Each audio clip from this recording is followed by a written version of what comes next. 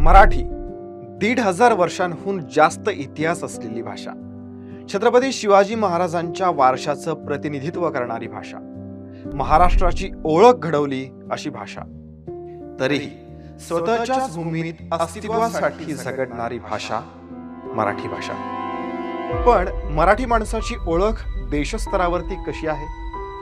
कामवाली बाई, नोकरी करणारा भ्रष्ट सरकारी कर्मचारी, क्रूर राजकारणी म्हणजे कमी लेखणारी?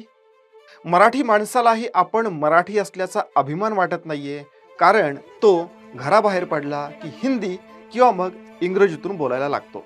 काही अति शिकलेले तर घरात सुद्धा इंग्रजीतून बोलतात। म्हणूनच आमचा प्रश्न आहे की उद्या संस्कृत सारखी तर होणार नाही ना आपली मराठी भाषा?